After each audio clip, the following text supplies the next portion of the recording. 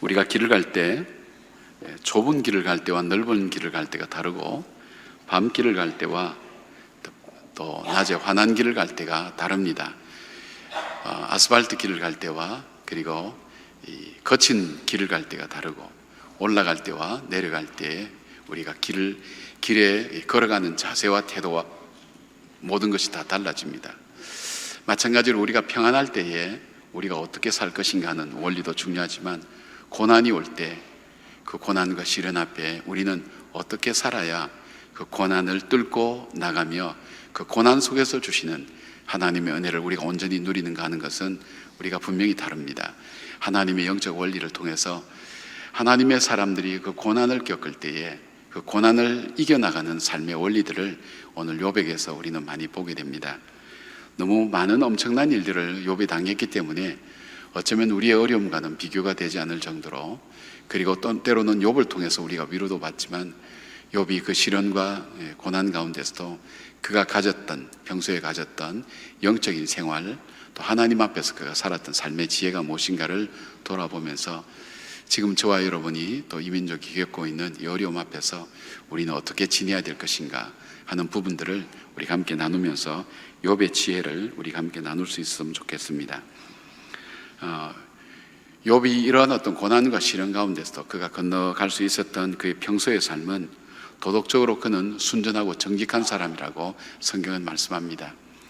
그리고 영적으로는 하나님을 경외한 사람이었고 악에서 떠난 사람이었습니다.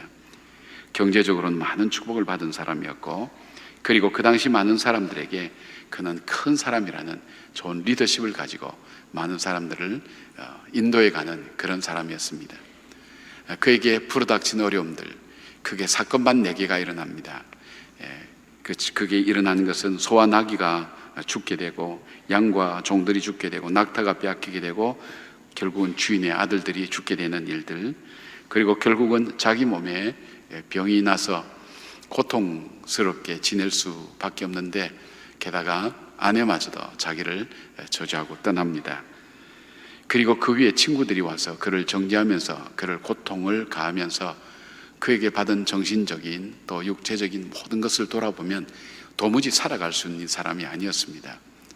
그에게는 희망도 없고 다시 시작할 힘도 없고 무엇을 어떻게 시작해야 될지 그는 아무것도 몰랐습니다. 모든 것을 다 잃어버리고 모든 것을 다 버렸기 때문에 그가 시작할 수 있는 것도 없었고 어떻게 해야 될지 모르고 시작할 주체가 되는 자기 몸마저 병들어서 나는 무엇을 해야 되지? 그런 마음이 들어갈 때 욥이 즉각적으로 보였던 그 신앙의 자세가 몇 가지 나옵니다. 먼저 그는 머리털을 밀고 겉옷을 찢었다 그랬습니다. 이것은 유대인들이 전통적으로 얘기하는 자기 슬픔을 표현하는 방법입니다. 자기 슬픔을 표현하는 것. 여러분, 우리가 어려운 일 당할 때 슬픔을 표현한다는 것은 참 중요합니다. 제가 여러분에게 다 말씀드렸죠. 제가 시카고에 있을 때에 같은 교회에서 결혼을 하는데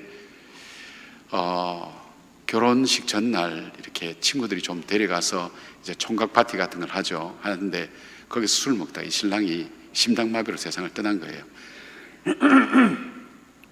전부 다 충격이죠. 결혼식 날이 장례식 날이 된 거예요. 사람들이 그 결혼할 자매에 대해서 관심을 많이 가졌어요. 저 자매는 어떤 걸까? 그럴 때 이 자매가 뜻밖의 아닙니다. 하나님께서 때가 돼서 불러가셨죠. 저보다는 자녀를 잃은 부모님 마음이 더 아프겠죠. 정말 너무 신앙적인 사람이에요. 너무 신앙적이고 그 다음 침착하고 슬픔도 없고, 그래서 사람들이 염려를 많이 했지만 많이 안심을 했어요. 괜찮겠다. 참 신앙으로 잘 다져졌구나. 그 신앙으로 잘 이겨낸다고 생각했는데 며칠 뒤에 자기 집 목욕탕에서 목을 메어서 세상을 떠났어요. 이게 이제 일반적으로 상담이나 일반적으로 심리학에서 볼 때 슬픔을 표현한다는 것은 참 중요합니다. 우리 주님도 슬픔 표현하는 것을 이렇게 마다하지 않았죠. 나사로의 무덤에서 주님도 우셨죠. 슬픔과 고통을 표현하는 것은 여러분 참 우리에게 꼭 필요한, 하나님께서 우리에게 그것을 이겨내고 견뎌내고 버텨내게 하는 이 에너지와 힘을 그 슬픔 속에서, 울음 속에서 하나님 주셨는데, 이것을 표현하지 못하면 이것이 큰 병으로 이어지고 결국 절망과 좌절로 나타나는 경우를 보게 됩니다. 마음에 쌓아두시면 안 됩니다. 속상하고 힘든 일이 있을 때는 여러분 우시고 슬퍼하시고 슬픔의 감정을 표현하는 것, 그것은 우리에게 참 중요한 하나님 주신 지혜라는 것을 보게 됩니다. 전 참 위로가 전혀 안 됐던 게 뭐냐면, 천국이 있는데 뭘 그리 슬퍼하냐고, 천국 가서 만나자고. 그때는 그때 만나더라도 지금은 슬프단 말이에요. 그죠? 여러분 위로한다고 가가지고 천국이 있다고, 천국에 그 소망이 있다고, 소망으로 참 우리가 기뻐하면서 오히려 천국 환송 예배를 드리고 그렇게 하자고. 물론 그럴 수도 있죠. 그런 분들도 있죠. 그러나 대부분의 많은 사람들이 떠나보냄, 잃어버림, 상실에 대한 아픔과 슬픔 때문에 힘들어할 때 슬퍼할 수 있도록 도와줘야 됩니다. 여러분, 슬퍼하는 것은 굉장히 중요하다 생각됩니다. 그러면서도 이 욥이 결심한 게 있어요. 내가 이 슬픔과 이 모든 시련과 환난 가운데서도 내가 하나님 앞에 범죄하지는 않겠다, 그 결심을 하게 됩니다. 여러분, 우리는 이런 고통을 당하면 자연스럽게 우리 마음속에 원망이라는 것이 나오게 됩니다. 분노가 나오게 되고, 그리고 저주나 이런 것들이 우리 입술 속에서 나오게 되어 있습니다. 근데 특별히 이 욥이 가졌던 그 결심이 뭐냐면, 내가 입술로 죄를 짓지 않겠다. 죄를 지어도 죄를 지을 수 있는 도구가 있어야 죄를 짓죠. 한번 보세요. 그죠? 욥이 죄를 지어도 죄 질 도구가 없어요. 다 죽었어요. 다 없어요. 근데 그가 남아있는 입술로 하나님 앞에 범죄하지는 않겠다 생각했습니다. 여러분, 우리가 입술의 범죄가 가장 많습니다.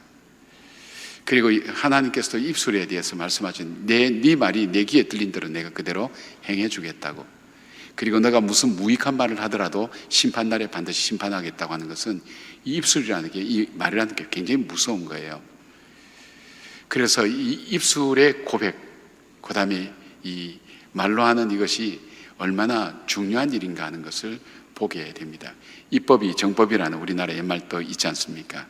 우리가 말로 신한다는 것이 참 중요합니다. 저도 종종 힘들면 너무 힘들다 이렇게 표현하는데, 그러다 빨리 바꿔요.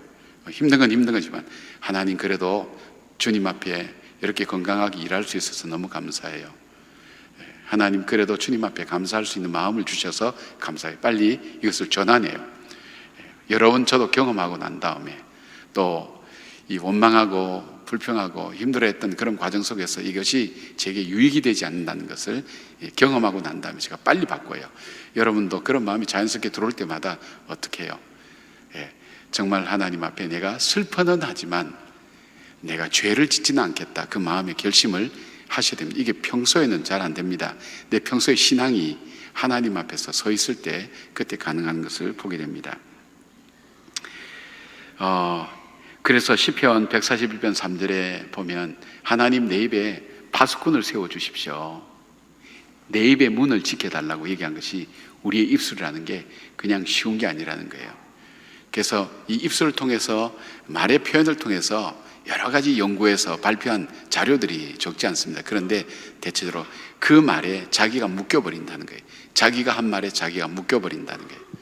그래서 힘들어도, 힘든 건 힘든 거죠. 슬픈 건 슬픈 거고.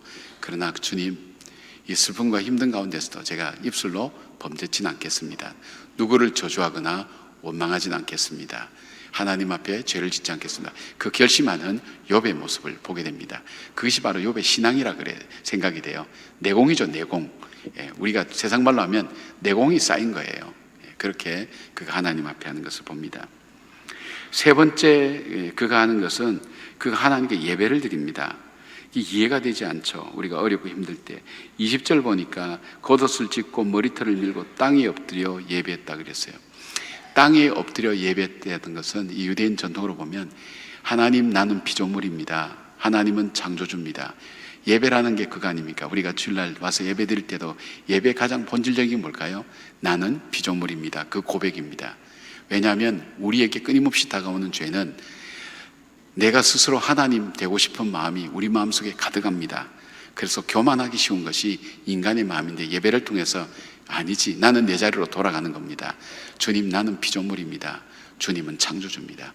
그거 확인하고 인정하는 자리가 바로 예배의 자리입니다. 예배했는데 내 마음속에 그 마음이 안 들어가고 내가 마침 하나님 된 것처럼 뭐가 달라지게 되면 그건 예배를 드린 게 아닙니다. 예배는 예배를 드리고 나면 우리 마음속에 주님, 나는 나의 자리를 찾아갑니다. 또 내가 절망하고 좌절해서 밑바닥에 떨어져 있다 할지라도 다시 내 자리로 돌아가는 것, 회복되는 것, 그것이 예배가 갖고 있는 원래의 의미입니다. 땅에 바짝 엎드려서 나는 흙의 존재입니다. 나는 하나님으로부터 창조받은 존재입니다 하는 그것이 그 욥의 고백이었어요. 여러분, 우리가 종종 이렇게 고난을 당한 사람들이 갖고 있는 그 고난을 이겨내는 지혜 가운데 굉장히 중요한 지혜가 뭐냐면 신앙 고백을 확인하는 거예요. 내가 하나님 앞에 다시 나는 하나님 지금까지 누구로 믿어왔는가, 내 신앙은 무엇이었는가, 그것을 다시 돌아보게 되고 점검하게 되는 계기가 되는 거예요. 그래서 하나님께 예배하는 것, 예배의 자리에 나가는 것은 굉장히 중요합니다. 왜? 그만큼 어려워요. 예배 자리 나가고 싶지 않아요. 예배 드리고 싶지 않아요.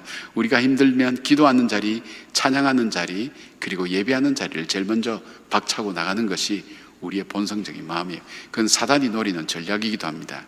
그런데 예배 자리에 나간다는 건 뭡니까? 이 문제 자체도 하나님 손에 달려있고 하나님께서 행하십니다는 그 신앙의 고백입니다. 굉장히 중요한 고백이죠. 그 다음에 그것과 함께 욥은 하나님의 주권을 인정했습니다. 나에게 주신 분도 하나님이시고 가져가신 분도 하나님이십니다. 이거 쉬운 고백 아닙니다. 참 어려운 고백입니다. 나에게 주신 분도 하나님이시고. 그래서 이것을 우리가 좀 더 진지하게 돌아보려면 우리가 생각할 때 내 인생의 출발지가 어디였는가를 한번 돌아보면 됩니다. 내가 처음 이 땅에 태어나서 출발할 때 나는 무엇을 갖고 나왔는가? 내가 갖고 나온 건 아무것도 없어요. 내가 적신으로 나와서 즉 아무것도 가진 것이 없었어요. 내 출발점. 그 다음에 또 하나 우리가 이 고백에서 우리가 도움이 되는 또 하나의 팁이 있다면 내가 지난날 이것 때문에 누려왔던 것, 그것 자체가 무엇인지를 돌아보는 것이 참 중요합니다. 우리는 없어지는 것만 생각했는데, 그래서 아이를 잃어버리는 어느 가정에 갔더니 그런 얘기 하는 거예요. 아이가 12살인가 그렇게 있다 갑자기 아이를 잃어버렸는데 너무너무 마음이 아파서 어떻게 할 것인가 해서 갔더니 아니요 목사님 그간 12년간이 너무 행복했어요. 그동안 12년 참 지혜로운 사고의 선택을 한다고 생각했어요. 그렇게 슬퍼하고 힘들어하지만 그러나 자기 마음을 자기가 달랬는데 그것보다 나의 슬픔도 참 중요하고 내가 너무 견디기 어렵지만 그러나 돌아보면 지난 12년간 이 아이로 인해서 내 12년 동안 가졌던 행복함, 내가 누렸던 그 엄마로서의 그 마음, 그 자체가 나에게 너무 감사한 거예요. 생각을 바꾸는 거예요. 그러니까 내가 그것으로 인해서 누려왔던 것이 어떤 것인가. 우리는 없는 것, 당연히 계속돼야 되는데 있어야 되는 것, 그렇게 생각하는 것이 정상적이지만 그러나 그것으로 통해서 내가 누려왔던 것을 돌아보는 것도 참 중요합니다. 그리고 또 하나 우리가 도움이 되는 것은 반드시 고통에는 뜻이 있다. 반드시 뜻이 있다. 의미가 있다는 것을 우리가 함께 기억하는 것이 참 중요합니다. 저 같은 경우는 참 위로가 됐던 것이 이 뜻이 있다는 것보다도 이 문제도 하나님의 손 안에 있다. 그렇게 되니까 마음에 위로가 되고 힘이 많이 되더라고요. 아무것도 붙잡을 수 없는데 이것이 하나님의 손에 있다. 그래서 하나님의 절대 주권에 대한 고백이 우리에게 참 중요합니다. 하나님 주신 분도 하나님이십니다. 거둬가신 분도 하나님이십니다. 하나님 여전히 살아계십니다. 하나님 여전히 나를 사랑하십니다. 이 가운데는 반드시 하나님의 뜻이 있는 줄 내가 믿습니다. 그 하나님 뜻을 기다리는 그 자세가 중요합니다. 그리고 난 다음에 그는 하나님을 찬양합니다. 하나님을 찬양한다는 것은 뭐냐면 의지적인 결단입니다. 어떤 일이 있어도 하나님 내게 행하신 일을 잘못된 일이 없다고 하나님의 행하신 일을 인정하고 받아들이고 그 하나님 행하신 일을 우리가 송축하는 것을 말합니다. 굉장히 어려운 단계죠. 바울과 실라가 감옥에 들어갔을 때 실컷 얻어맞았어요. 잡고 채웠어요. 그러니까 몸 행동에 자유도 없고 아파도 등도 긁을 수 없고 만질 수도 없어요. 그 고통 속에서 그들이 한 게 뭐냐면 하나님을 찬송했어요. 저는 처음에 이거 이해를 못했어요. 그래 얻어맞고 하면 신음소리 내야 되는데 하나님을 찬송했어요. 그 감옥 속에도 하나님 찬양할 때 놀라운 역사들이 일어났죠. 감옥에 죄수들이 그 찬양 소리를 다 들었어요. 근데 갑자기 옥문이 열리고 잡고가 풀려지고 그를 지키던 옥문의 간수까지도 예수를 믿는 이 놀라운 일들이 바로 이 찬양의 힘이라는 것이 그렇게 중요합니다. 그래서 여러분 힘들 때는 찬송을 의지적으로 좀 많이 하시기 바랍니다. 저희 어머님 표현이 하면 찬송하면 안에 더러운 것들이 찬송 따라서 줄줄줄줄 다 같이 나온대요. 다 빠져나간다 얘기예요. 내 속의 원망, 미워하는 마음, 속상함, 절망, 좌절감이 찬송할 때 찬송을 통해서 이것이 줄줄줄 당겨서 나오듯이 쭉쭉 빠져나간다는 거예요. 그렇잖아요. 우리가 어려움 만나도 어려움 이겨낼 수 있는 힘이 있으면 우리에게 그것이 큰 고통이 되지 않지만 작은 일을 만나도 이겨낼 수 있는 힘과 고통이 우리 속에 없으면 그것 자체가 우리에게 얼마나 힘든 일이 되는지 몰라요. 바늘만한 이 무게의 일이라도 내가 그것을 감당할 힘이 없으면 너무너무 힘든 거예요. 그러나 바위 같은 것이 있다 할지라도 내가 감당할 능력이 있으면 그것이 힘들지 않죠. 그런데 그 힘의 회복이 어디서부터 있는 거면 찬송에서부터 시작됩니다. 내가 할 수 있는 것은 오직 기도와 감사, 두 손을 높이 들고 주님을 찬양하네. 이것이 여러분에게는 지금 평범한 찬송일 수가 있지만 그러나 내가 곤고함과 어려움과 내가 할 수 있는 것이 아무것도 없다고 될 때 문득 함께 새벽에 불렀던 이 찬송이 여러분 입술 속에 분명히 불러질 겁니다. 그리고 여러분 속에 이 찬양이 나를 이끌어가는 것을 보게 됩니다. 기도가 나를 이끌어가듯 찬양이 내 마음을 이끌어가요. 우리가 찬양을 하게 되면 이 찬송의 가사가, 찬송의 곡이 내 속에 있는 내 마음을 어루만져요. 그리고 나를 이끌어가는 것을 경험하게 됩니다. 그래서 찬양을 많이 하는 것이 중요합니다. 우린 적어도 하루에 3번은 기도하잖아요. 간식 줄 때도 기도합니까? 보통 간식 줄 때는 그러잖아요. 2시간 이내에 먹는 간식은 아까 식사 기도와 유효하다 뭐 이래서 기도 안 하잖아요. 뭐 5,000원짜리 이하와 국물 건더기 없는 거는 기도 안 해도 된다 뭐 나름대로 철학을 갖고 있더라고요.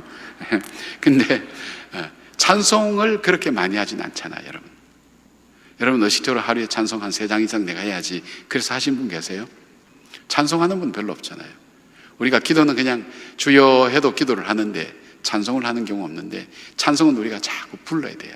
자꾸 부르고 우리가 찬송할 때 그나마 예배 시간에도 찬송을 좀 많이 넣고 싶은데 시간 때문에 그런데 찬양을 우리가 함께 한다는 것, 찬양 속에 하나님 우리의 위로해 주시고 찬양 속에 하나님께서 우리를 붙잡아 주시고 찬양 속에 우리 속에 없어야 될 것이 빠져나가고 이거는 여러분이 실습해 보는 것밖에 없어요.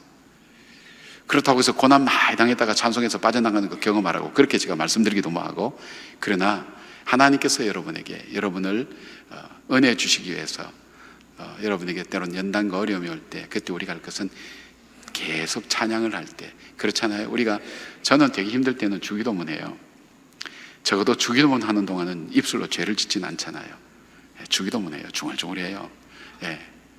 개수기까지 어때든 갖고 다니면서 이렇게 한 번, 2번. 왜냐하면 횟수가 늘어나면 그것도 조그만 희망이 돼요. 그것도 찬양하거나 안 되면 주기도 하거나 그러면서 그 시간이 욥이 그렇게 되는 것을 보게 됩니다. 사랑하는 여러분, 찬양의 은혜가 여러분 속에 임하기를 축복합니다. 어려움과 힘들 때에도 그렇게 하시길 바랍니다. 근데 욥이 그 고난을 통해서 얻은 것, 뭐 결론적인 얘기입니다만 욥은 이 고난과 시련을 통해서 진짜 욥으로서 나타나는 것을 보게 됩니다. 우리가 욥이 동방의 큰 사람이라 할지라도 그 옛날 사람 우리가 어떻게 알겠어요? 그러나 그 고난과 시련 통해서 하나님을 섬기고 믿음으로 살았던 그의 삶이 하나님의 역사책에 하나님의 전국의 책에 기록이 되어서 오늘 우리에게 전해질 때 욥이 이런 사람이구나. 그가 시련과 고난을 통해서 하나님을 여전히 신뢰하고 하나님께 복을 받은 사람이구나 하는 것을 우리가 알게 되잖아요. 시련과 고난은 우리를 우리다운 모습으로 만들어가는 것을 보게 됩니다. 에팔레치안 산맥을 가던 한 여행객이 인디언들이 이렇게 사슴을 만드는데 나무를 가지고 너무 잘 만드는 거예요. 그래서 물어봤더니 단순해요. 이 나무 토막에서 사슴 아닌 것만 잘라내면 사슴이 돼요. 뭐 인디언들이니까 대답이 단순하겠죠. 그러니까 얼마나 단순한데 거기에 심오한 진리가 있잖아요. 이 나무 토막에서 사슴 아닌 것만 잘라내면 된대. 하나님은 연단을 통해서 하나님의 자녀의 내 모습에서 있어서는 안 될 걸 잘라내는 과정이다. 아프죠. 힘들지만 그 고난과 시련이 지나가고 날 때 우리를 다듬어 가셨던 그 하나님, 우리가 지난날 이렇게 돌아보시면 여러분 그렇잖아요. 그래도 하나님 앞에 한 번 더 엎드릴 수 있었고 하나님께 한 걸음이라도 더 가까이 갈 수 있었던 것은 우리가 풍요롭고 만족할 때가 아니었어요. 그때는 하나님으로부터 점점 멀어져요. 끈은 붙들고 가지만은 점점 줄을 늘려요. 그러나 우리가 고난과 시련이 올 때 그래도 하나님에 한 번 더 기도했고 한 번 더 찬양했고 하나님을 한 번 더 생각했고 하나님 원망하면서도 하나님을 생각했잖아요. 그리고 하나님께 한 걸음 더 나갈 수 있었던 나다운 모습으로 만들어진 것. 그리고 또 하나 있다면 욥에게 있어서 중요한 것은 그가 욥기서 마지막에 나옵니다. 그가 친구들이 와서 막 그를 정죄할 때 거기에 대해서 반박을 합니다. 욥이 동방의 의인이니까 그가 뭐 잘못한 건 뭐 있겠어. 그때 하나님께서 그렇게 합니다. 창조할 때 너가 있었냐? 너가 그렇게 의로우면 너가 의로운 걸 내한테 얘기해보라고 얘기할 때 욥이 회개하죠. 하나님, 내가 아는 것은 이만큼이었는데 이 안에서는 다 아는데 이 밖에 있는 것을 모르면서도 다 아는 것처럼 생각하고 판단하고 책망했던 것, 하나님 앞에서는 그 의가 죄라는 것을 알았습니다. 회개를 합니다. 그러니까 우리가 남을 함부로 판단하고 비난하는데 하나님께서 오늘 욥을 통해 찾으신 것은 묻잖아요. 하나님께서 네가 창조할 때부터 네 모든 것 다 봤냐? 이 모든 것 다 알 수 있냐? 너는 네가 아는 것밖에는 모르잖아. 네가 알기에 네가 생각하기에 저거는 잘못됐다, 죄다, 뭐다 생각하지만 그러나 그 뒤에 숨어있는 하나님의 뜻, 그 기초부터 있었던 하나님의 뜻. 욥기서 38장 3절에 보니까 스스로 깨달을 수 없는 일을 말하였고 스스로 알 수 없고 헤아리기 어려운 일을 말하였나이다. 그렇게 고백합니다. 우리가 남을 비판하고 비난할 때는 우리가 조심해야 되는 것을 보게 됩니다. 그것이 욥에게 회개하게 됐고 이 회개할 때 하나님께서 욥을 위로하기 시작합니다. 자기가 깨달을 때 인간의 의라는 것이 얼만큼 무서운가 하는 것을 보게 되죠. 세 번째는 축복할 때 그 자기를 비난했던 그 친구들을 축복할 때 하나님은 욥을 축복하셨습니다. 쉽게 말씀드리면 힘들고 어려울 때도 여러분 저주나 속상한 것보다는 계속 축복해 주세요. 저는 이거 세상에서 가장 어려운 일 같아요. 그런데 하나님께 계속 일부라도 축복합니다. 뒤에 시자 붙어도요. 하나님 그 인간 좀 축복해 주세요. 이렇게 해도 그렇게 기도합니다. 축복하는 것이 참 중요합니다. 자녀들이 속색일 때도 어떻게 해요? 축복해 주세요. 어쩌다 저런 자식을 낳았는지 지혜비 닮아가지고 뭐 이렇게 어디서 많이 들어보던 말이죠. 여러분이 하시던 말씀이잖아요. 그러지 말고 축복할 때 하나님께서 그 길을 열어가시는 것을 보게 됩니다. 우리가 고난을 이겨나는 지혜가 여러분 속에 있고 욥과 같은 경험을 우리는 할 수는 없지만 또 때로는 하게 된다 할지라도 그 가운데서 우리가 그 어려운 내 시기를 이겨나가는 지혜, 다시 한번 오늘 본문을 묵묵하게 보면서 욥이 행했던 것이 가능했을까? 그것이 평소에 신앙생활 속에서 그가 가졌던 하나님과의 관계 속에서 나온 믿음의 모습이었다는 기억하면서 우리가 기쁠 때, 즐거울 때, 평안할 때, 기도할 수 있을 때 더 많이 기도하고 주님과 가까이 함께하는 여러분 되길 바랍니다.